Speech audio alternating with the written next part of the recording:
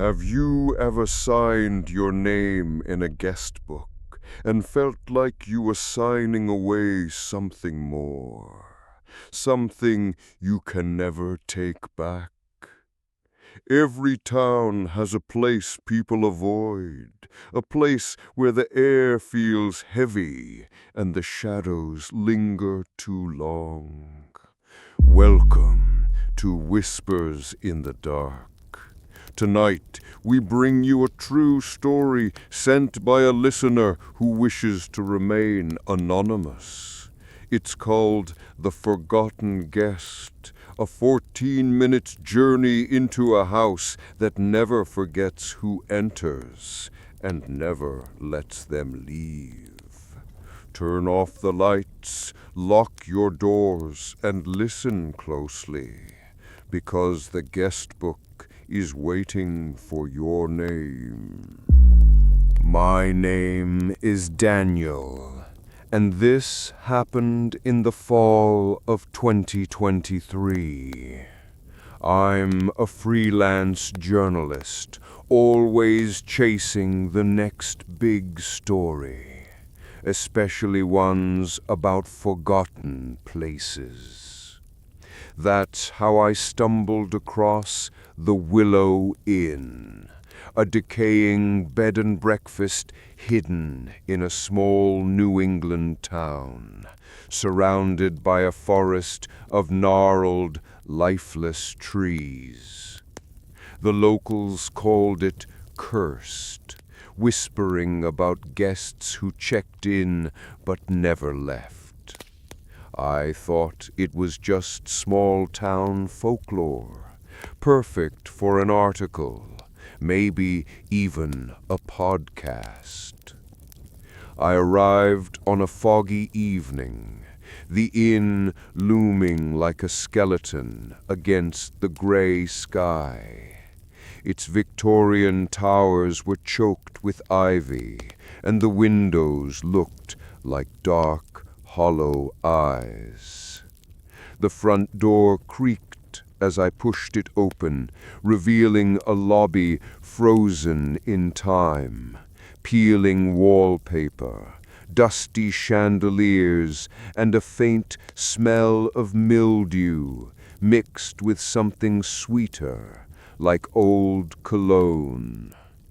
On a pedestal in the center stood an ancient leather guest book, its pages yellowed, filled with names and comments dating back to the 1800s.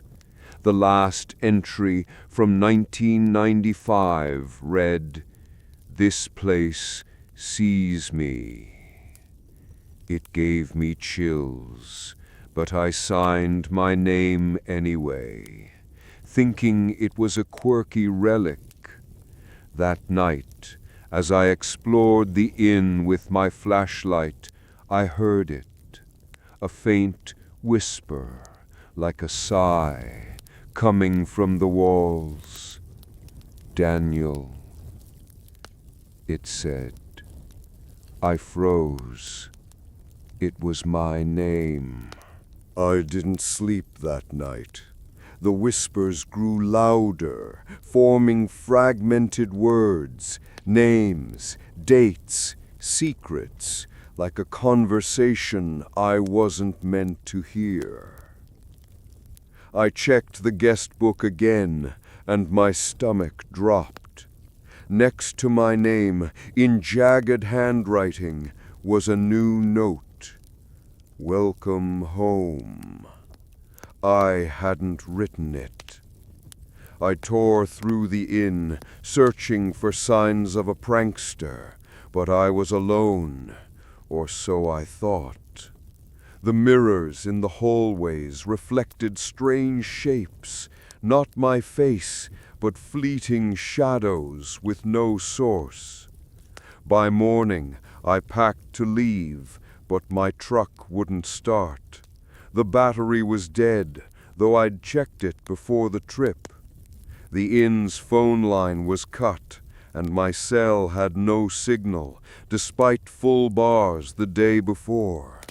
I was trapped. Desperate for answers, I returned to the guest book. Its pages were chilling. Every guest's name had a comment, but some were scratched out, replaced with words like taken, gone, or lost. An entry from 1923 read, "They watch from the walls." At night, I started hearing footsteps, slow and deliberate, circling my room. The whispers turned personal, speaking of my life, my fears, my regrets. "You failed her," they hissed, referencing my sister, Anna, who died in a hiking accident I couldn't prevent. Guilt I'd buried for years. I recorded the sounds on my phone, but the playback was just static, as if the inn was hiding its voice. I couldn't dismiss it anymore. The inn wasn't just haunted, it was alive, feeding on the secrets of its guests.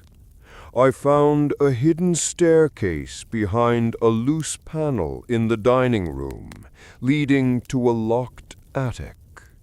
The whispers urged me upward, chanting my name like a prayer.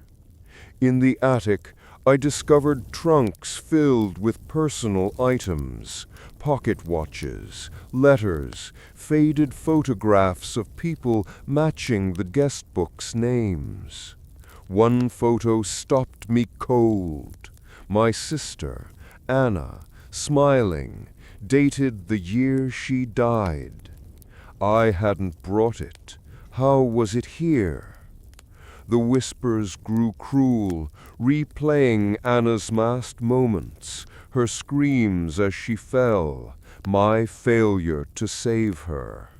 I started seeing her in the mirrors, her face pale, eyes black and accusing. Sleep became impossible. Every time I closed my eyes, I saw her shadow standing at the foot of my bed. The guest book began filling itself with my thoughts, my guilt, written in my own handwriting. One night, I woke to find my name carved in the wall above my bed, dripping with something dark and thick like blood. I tried to leave again, but the front door wouldn't budge, as if the inn itself was holding me captive. I needed answers. I broke into the inn's basement, a damp labyrinth of files and cobwebs.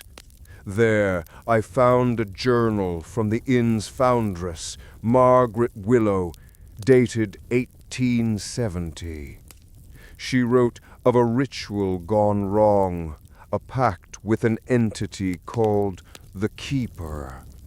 It promised wealth and protection, but demanded guests, their secrets, their souls, bound to the inn forever. The guest book was its contract. Every signature gave the keeper power, trapping the guest in the walls. Margaret had tried to destroy it, but disappeared. The journal's last page showed a sketch, a faceless, cloaked figure with claw-like hands, its eyes hollow voids. That night, the whispers became a voice, deep and ancient, speaking from the guest book. "Daniel, you belong to us." The mirrors showed not my reflection, but the keeper, its claws reaching through the glass. I tried burning the guest book, but the flames wouldn't catch. Instead, the pages turned to my name, repeated endlessly. The inn shook, doors slammed, windows shattered, and the air grew heavy, like hands pressing on my chest. I felt my memories unraveling, my identity slipping away. I wasn't alone anymore. I found letters in the basement written by my great-grandfather, a guest in the inn in 1901. He'd known about the curse, but stayed, hoping to break it. He failed, and his name was scratched out in the guest book, marked taken. The keeper wasn't just after me, it was after my bloodline. The whispers revealed my family's secrets, betrayals, lies, even a murder covered up generations ago. Each night, the inn grew more aggressive. Furniture moved on its own, shadows danced in the corners, and the temperature dropped to freezing, even in summer. I started seeing other guests, not just Anna, but strangers from the guest book, their faces twisted in agony, trapped in the mirrors. They begged for release, their voices blending with the whispers. One night, I found a hidden room behind the fireplace, filled with old portraits. One showed my great-grandfather, his eyes scratched out. The whispers laughed, mocking me. "You're next, Daniel." I tried calling for help, but my phone now showed photos I hadn't taken. Me, sleeping, watched by the keeper's shadow. I knew I had to destroy the guest book or lose myself forever. In Margaret's journal, I found an iron key hidden in a floorboard. It unlocked a sealed room in the basement, a shrine to the keeper. Walls carved with thousands of names, a pedestal holding a cracked mirror that reflected not me, but countless trapped souls screaming silently. The guest book glowed with an unnatural light, pulsing like a heartbeat. The keeper appeared behind me, its breath cold, its claws grazing my neck. "Sign again," it hissed, "or lose everything." I refused. I grabbed a crowbar from the basement and smashed the mirror. The room erupted, screams, whispers, and a wail that shook the inn to its foundations. The guest book burst into green flames, burning without heat.